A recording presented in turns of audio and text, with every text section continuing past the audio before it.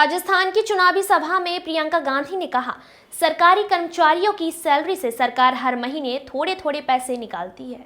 कर्मचारियों को यह उम्मीद रहती है कि यह पैसा उन्हें पेंशन के रूप में मिलेगा, उनकी सुरक्षा होगी।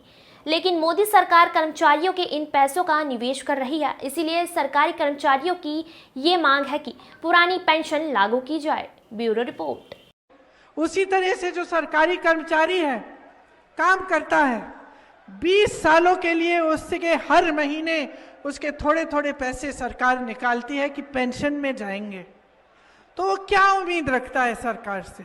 यही उम्मीद रखता है कि मेरे पेंशन के जो पैसे कटेंगे वो अंत में 20 साल बाद मेरे हाथों में आ जाएंगे और मुझे उनकी मैं खुद हिफाजत करूंगा।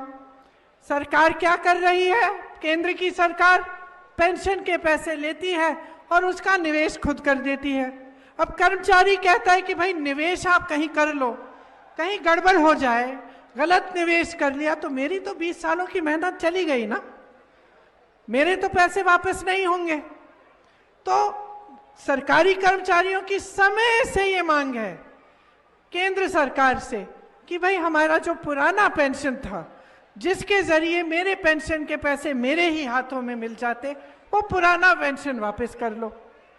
किसान की क्या मांग रहती है? किसान का कर्ज होता है, मुश्किलें होती हैं, किसान चाहता है कि खाद आसानी से मिल जाए, सही दाम मिले अपनी फसल की, और जो अगर कर्ज में डूब रहा है तो अगर सरकार की सहायता हो तो कर्ज में से निकल पाए, यही किसान की मांग होती है।